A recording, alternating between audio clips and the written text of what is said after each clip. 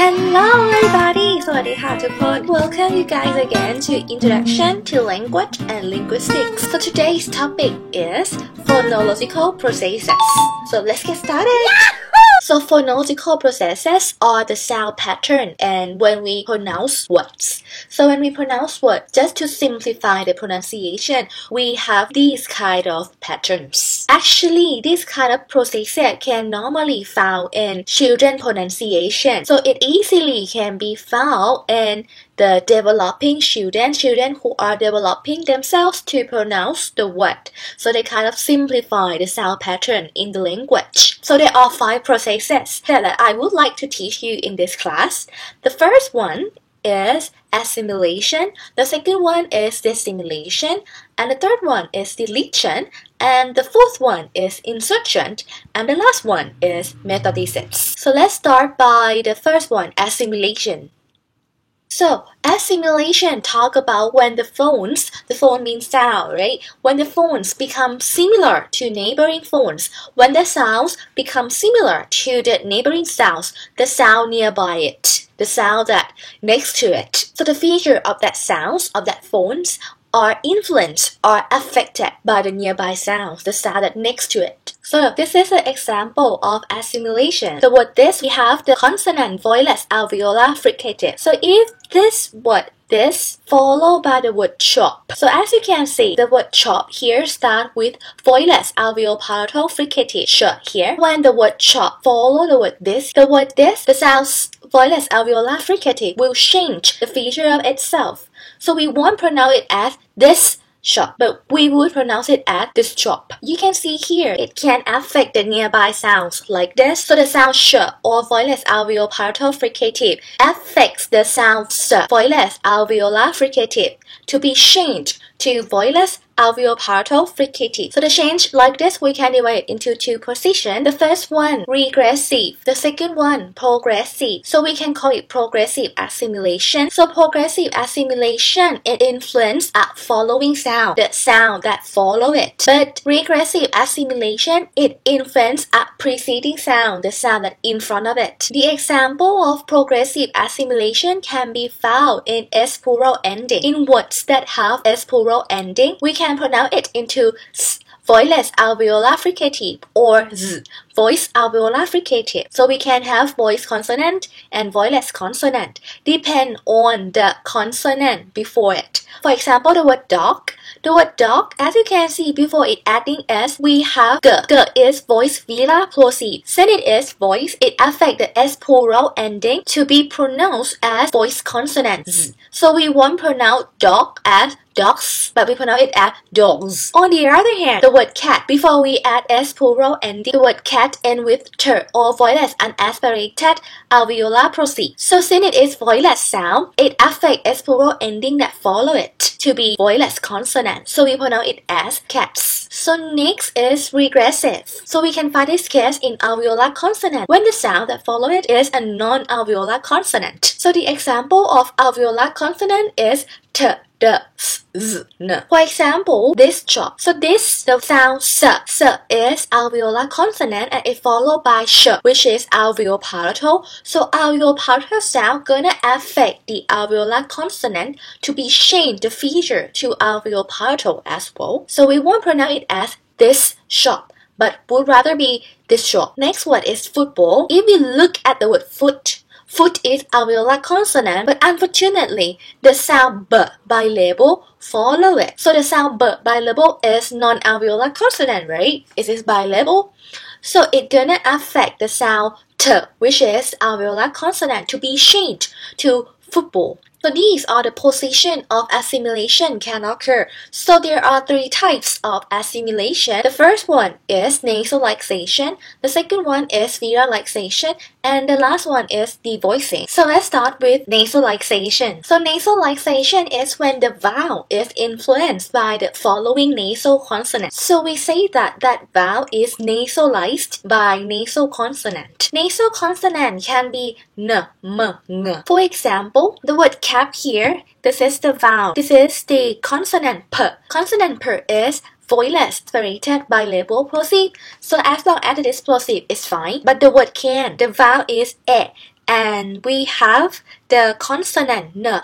The consonant n is one of nasal consonant, so we say that it nasalizes the vowel e to be canned. So the vowel e is influenced by the nasal consonant n to be nasalized. So we also have the word tap tan. The word tan as well, e here is followed by the nasal consonant n. So the vowel e is nasalized by the nasal consonant n. Next type of assimilation is velarization. Velarization is when alveolar nasal n becomes the velar nasal ng when it occurs before the velar stop. So when we have the alveolar nasal ng, and then this alveolar nasal is followed by the velar stop or velar plosive. The velar plosive going to affect the alveolar nasal to be changed, to be velarized, to be ng sound or velar nasal sound. So it changes place of articulation from alveolar nasal to velar nasal. For example, sin and sink. The word sins is fine, since velar nasal n is followed by the alveolar fricative. But the word sink, alveolar nasal n is followed by velar plosive or velar stop. So velar stop affect the alveolar nasal to be velarized to velar nasal. So it's not sing, but it's sing. For example, like mince, mink. The word mink, mink here, actually we have alveolar nasal, but alveolar nasal is followed by velar stop. So alveolar nasal is nasalized by velar stop to be changed into velar nasal. So we have mink and we have pink. The next type of assimilation is voicing. Voicing talk about when voice sounds become voiceless sounds. For example, as you can see here, 5 parts, 5 end with voice labiodental fricative, but it followed by p. P is voiceless aspirated by label plosive. This voiceless sound affect voice sound v here to be changed into f, voiceless labiodental fricative. So it changed the voice from voiced to voiceless. So from 5, it changed to 5 past. Another example, we have love ta. So from love ta, we change it into love ta. So as you can see here, v is voiced, t is voiceless, then t affect v voice to become voiceless sound. So we have f as a voiceless sound, love ta. So next process is dissimilation. So this simulation talk about when one segment of voice taking a feature of neighboring sound of their nearby sounds for just the ease of articulation, just to make it easier to pronounce. The word fifth, we have the, which is incidental, and we have s, which is alveolar. So we change the place of articulation a lot. So just to make it easier for pronunciation, we just turn it into fifths. So we change incidental into alveolar t. So now we have just 2 places of articulation. So this simulation will normally occur with this kind of 2 sounds that are more similar but not exactly the same. As you can see, the sound voiceless incidental fricative and voiceless alveolar fricative, it is almost similar because if you look at voicing, they are all voiceless. If you look at manual articulation, they are all fricative, but they're different place. So we change it into t and s. T is voiceless alveolar plosive, but s is voiceless alveolar fricative. So it's kind of easier to pronounce because it's the same place. Next process is deletion. Deletion talk about when some sounds are deleted. When you speak quickly, there are going to be some sounds that are deleted. This case normally occurs with the unstressed vowel, the vowel and e. It is normally deleted in the middle of the words when it preceding the vowel that is stressed. So to sum up again, the vowel and e will be deleted if the preceding vowel is stressed. For example, the word victory. Actually, the word victory, we have the vowel The stress vowel is here. So since we have the stress vowel E here, and we have the vowel here, the vowel is normally deleted. So we normally pronounce it as victory when we speak fast. Victory instead of victory. Another example, easily. So actually, if we transcribe it, it's gonna be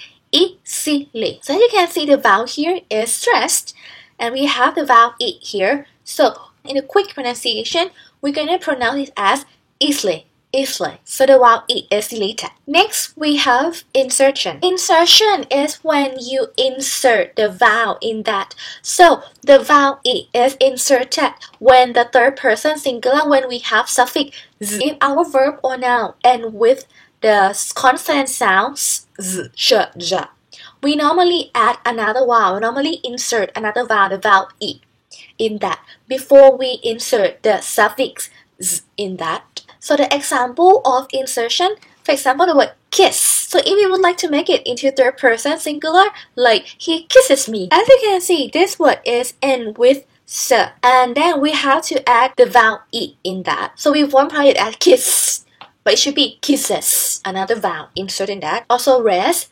rests, push, pushes, nudge, nudges. And the last process is methodicit. Methodicit is when you reorder a sequence of sound in the word. So in this time, you don't add any sounds in that, you don't delete any sounds in that, not any sound that affected by another sound, but differently. We just reorder a sequence of sounds. So for example, in some dialect, the word ask, actually we should have ask, right? But in some dialect, they just change it into ox. So as you can see, instead of the k at the final sound, the k is changed, the order of it, into the second sound. So this is methodicit. It won't change anything. It won't change the vowel. It won't change the sounds. It won't affect any sound to be changed. The sound is still the same. It won't delete anything. It won't insert anything. But it just changed the order, the sequence of the sounds. So methodicit commonly can be found in children's speech. For example, if you have younger sibling, they might pronounce the word spaghetti as spaghetti, or comfortable as comfortable, or relevant with relevant. So if we change the sequence of the sound, it is methodicit. So to sum up again, in this video clip, I'm talking about phonological processes. So there are 5 phonological processes that I taught. The first one is assimilation, which there are 3 subtypes in that. And the second one is assimilation. The third one is deletion. The fourth one is insertion. And the last one is methodicit. I hope you all understand it. And for the last word that I have before your midterm exam, I wish you guys a really good luck on your midterm exam and your health. Please stay healthy and do social distance. But anyway, it's social distance, but we can contact through social media. So if you have any question, feel free to contact me. So take care. Bye. See you later. See you in the next video clip. Bye.